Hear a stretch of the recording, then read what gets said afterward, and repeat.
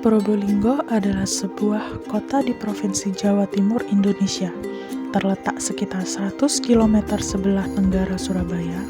Kota Probolinggo berbatasan dengan Selat Madura di sebelah utara, serta Kabupaten Probolinggo di sebelah timur, selatan, dan barat.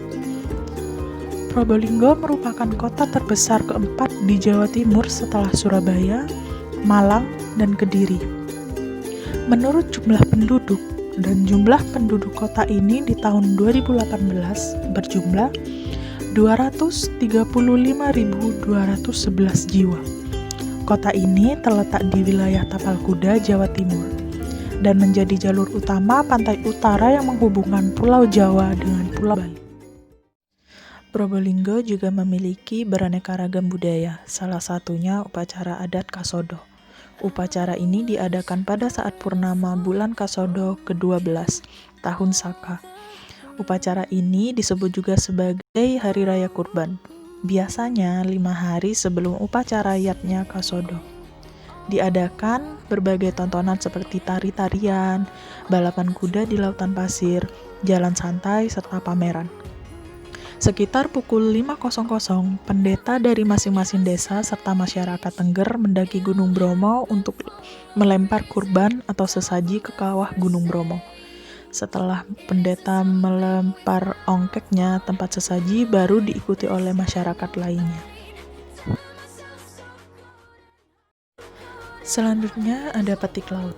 Setiap tahunnya, para nelayan yang tergabung dalam paguyuban nelayan selalu mengadakan kegiatan ritual yang telah ditetapkan menjadi event tahunan oleh pemerintah kota Probolinggo, yaitu kegiatan petik laut. Kegiatan ini melambangkan ungkapan rasa syukur kepada Tuhan Yang Maha Esa atas rahmat dan karunia-Nya kepada seluruh umat.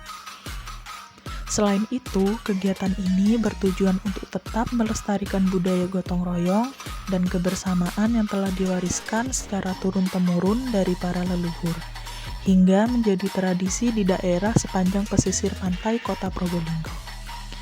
Petik laut ini diadakan dengan tujuan utama untuk mensyukuri nikmat rezeki para nelayan selama setahun yang lalu, serta memohon berkah, keselamatan, dan hasil yang bermanfaat bagi masa yang akan datang.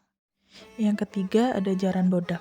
Dalam terminologi Jawa, jaran berarti kuda dan bodak atau bahasa Jawa dialek Jawa Timur, khususnya wilayah timur, berarti wadah bentuk lain. Walaupun belum diketahui angka tahun yang pasti sejak kapan kesenian jaran bodak ini mulai diciptakan dan dikenal oleh masyarakat kota Probolinggo. Namun dari beberapa sumber diketahui bahwa jaran bodak diciptakan oleh orang-orang kota Probolinggo pada zaman awal kemerdekaan. Pada waktu itu, orang-orang Probolinggo, terutama orang-orang pinggiran dan miskin, mendambakan suatu seni pertunjukan. Seni pertunjukan yang populer di kalangan masyarakat kota Probolinggo adalah jaran kencak, yakni kuda atau jaran yang ngencak atau menari. Jaran kencak sebutan dalam dialek lokal untuk menyebut kuda menari. Jenis pertunjukan yang menggunakan kuda yang dilatih khusus untuk menari dan dirias dengan pakaian serta aksesoris lengkap. Pada saat ini, jaran bodak masih populer di kalangan masyarakat kota Probolinggo. Kesenian ini biasanya digunakan untuk mengiringi dan mengarah acara hajatan, pernikahan, dan hitanan. Kesenian ini tumbuh dan berkembang di masyarakat Probolinggo yang sampai sekarang masih aktif untuk mengadakan kegiatan binaan dan pementasan. Yang keempat ada ludruk. Ludruk tumbuh dan berkembang hampir di setiap daerah di Jawa Timur bagian timur, termasuk di daerah Probolinggo. Tampilan ludruk khas Probolinggo jelas memiliki perbedaan dibandingkan dengan ludruk-ludruk di Surabaya atau di daerah lainnya, yakni pada bahasa yang dipakai. Ludruk di Probolinggo menggunakan bahasa Jawa Ngoko yang dicampur dengan bahasa Madura pesisiran, baik dalam bentuk kidungan atau dialog para pemainnya. Walaupun dari segi bahasa yang dipakai berbeda, tetapi dalam hal pakem masih memiliki cerita yang sama. Hanya di beberapa bagian dengan diselipkan adegan tambahan yang bercirikan Probolinggo.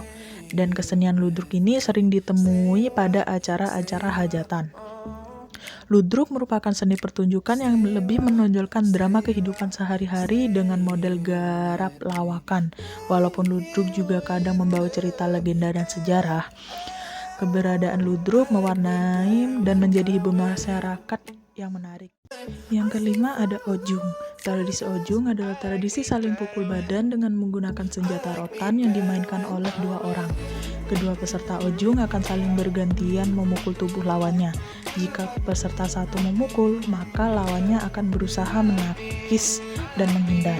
Tradisi ini memiliki tujuan untuk menghindari datangnya bencana alam atau tolak bala dan selalu diselenggarakan setiap tahunnya. Yang keenam ada karapan kambing. Karapan kambing sebenarnya bermula dari sekedar menjadi obat kejenuhan dalam keseharian setelah menjalani kewajiban sebagai petani atau pedagang. Karapan kambing ini merupakan perlombaan yang digelar setiap 1 tahun sekali. Sama seperti halnya karapan sapi, kambing-kambing ini menggunakan kaleles atau rangka kayu yang diikatkan ke badan kambing. Lalu kemudian diadu kecepatannya dengan lawan pasangan lainnya. Dalam karapan kambing, kambing-kambing yang dilombakan tidak dibedakan berdasarkan ukurannya, baik besar atau kecil. Semua kambing yang diperlombakan adalah kambing dengan jenis kelamin betina. Ketika berada di arena perlombaan, kambing-kambing ini dilengkapi dengan beberapa peralatan. Beberapa peralatan yang digunakan diantaranya adalah jepitan telinga kambing, rekeng, sejenis bandulan tapi terpaku, kaleles, kalonongan terbuat dari keleng kecil biasanya bekas dari korek api, dan peralatan yang terpenting sebenarnya adalah balsam dan minyak angin. Karena pada beberapa bagian tubuh kambing akan dilumuri balsam dan minyak angin sehingga kambing tersebut akan merasa kepanasan dan akan berlari kencang sekuat tenaga. Ciri kambing karapan bagus terletak pada bentuk kepala yang cenderung kecil, badan lurus, pangkal kaki besar. Satu lagi keunikan datang dari kota Probolinggo. Tidak seperti daerah lain pada umumnya, batik khas kota Probolinggo bercorak anggur atau lebih jelasnya mangga dan anggur. Sebagai salah satu ikon kota Probolinggo, buah mangga dan anggur menjadi identitas bagi para pengrajin batik di kota yang terkenal sebagai Bayu Wangga. Bayu, angin, anggur, dan mangga. Sejarah tentang batik Manggur dimulai pada tahun 1883 yang ditandai dengan pameran khusus batik Probolinggo di Amsterdam, Belanda dengan total 150 motif. Batik khas kota Probolinggo dengan motif yang terkesan alami diambil dari motif-motif yang bernuansa alam seperti motif anggur, mangga, bayu, dan angin, atau perpaduan dari unsur keempatnya, sehingga memberikan nuansa alami dan khas bagi para penggemar kain atau pakaian batik. Batik khas Probolinggo mempunyai nuansa unik seperti motif anggur dan mangga, karena anggur dan mangga merupakan salah satu ciri khas kota Probolinggo. Membuat corak atau motif batik khas Probolinggo harus menguasai teknik pembuatan batik secara manual atau batik tulis. Batik khas kota Probolinggo ini sebetulnya didorong oleh Pemkot Probolinggo untuk berkembang dan menjadi salah satu identitas kota Probolinggo yang diakui masyarakat Indonesia. Maka dengan demikian, patutnya kita tetap menjaga kelestarian budaya yang terdapat pada daerah kita masing-masing. Kalau bukan kita, maka siapa lagi?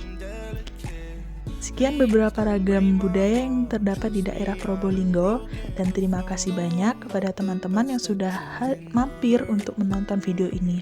Semoga dapat bermanfaat bagi kita semua.